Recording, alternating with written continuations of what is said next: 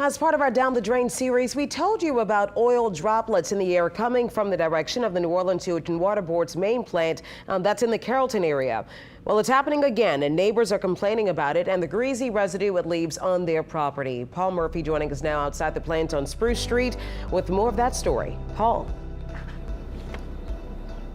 Trish, yeah, we are right outside the water board plant, and take a look. As you can see on top of this vehicle with all the damaged paint on top of it here on Spruce Street, the oil droplets appear to be a chronic problem behind the Sewage and Water Board's main plant.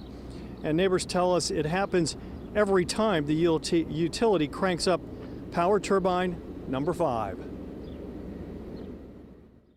See all of this here? All the way straight down, that's oil. Over there, that's oil. If you look at the car right over there, all the windows is full of oil, all over it. All on the pillar, everywhere oil. On the side of the house, oil. This truck here, that's oil. Johnny Wilson lives across the street from the New Orleans Sewage and Water Board main plant. We met Wilson 10 years ago when he first told us about oily droplets coming from the plant. He's still complaining about it and what it's doing to his property. The same thing that I've been talking about for the longest. They're not doing any better with it.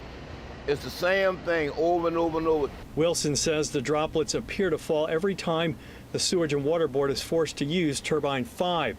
That's one of the century-old power generators that send electricity to run the utility's drainage and water pumps. The board's executive director, Ghassan Qurbaan, says turbine 4 is out of service, so they have no choice but to use the troubled T5. We're clearly not satisfied or, happy with this situation. We know it's a concern to our neighbors, and we're doing everything we can to alleviate it and ultimately permanently solve it.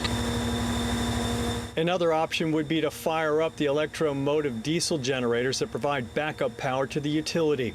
But the EMDs are extremely loud, which is another source of frustration for neighbors. The permanent solution, a new energy power substation, is now being built. Turbine 4, Turbine 5 will eventually be decommissioned once we have the power complex running, which is slated for end of 2024. That don't give me no relief whatsoever. No, it don't. And Qurbaan hopes to have turbine number 4 repaired and back online before the beginning of hurricane season, which starts on June 1st.